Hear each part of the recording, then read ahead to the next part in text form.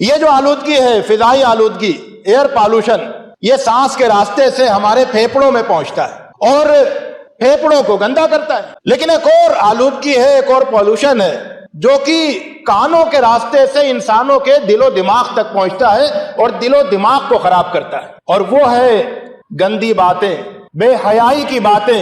نفرت کی باتیں، ایک دوسرے کو لڑانے کی باتیں، فتنہ پھیلانے کی باتیں، بے شرمی کی باتیں، اللہ کی نافرمانی کی باتیں، فسق و فجور کی باتیں، وہ ساری باتیں جن کو قرآن مجید میں کہا گیا ہے کہ کلمۃ الخبیثہ، خبیث کلمہ،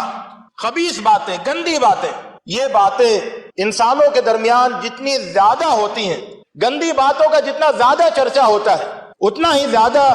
ماحول گندا ہوتا ہے، لوگوں کی سوچ پر، لوگوں کے دلوں پر، لوگوں کے دماغوں پر اس کے گندے اثرات مرتب ہوتے ہیں۔ تو یہ وہ چیز ہے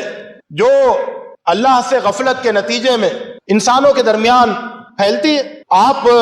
مسجد سے باہر نکل کر کسی مجلس میں جا کر بیٹھ جائیں، چائے خانوں پر جا کے بیٹھے ہیں، وہاں پر جو باتیں ہو رہی ہیں، سڑکوں پر بیٹھے ہوئے نوجوان جو آپس میں باتیں کرتے ہیں، اسکولوں سے نکلتے ہوئے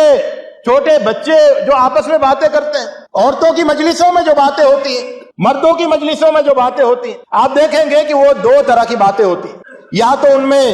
بے حیائی، برائی اور کسی نہ کسی طرح کی خرابی ہوتی ہے، یا پھر وہ لغو باتیں ہوتی ہیں، بے معنی باتیں ہوتی ہیں، فضول باتیں ہوتی ہیں، اور یہ سب باتیں یہ ماحول کو خراب کرنے والی ہوتی ہیں۔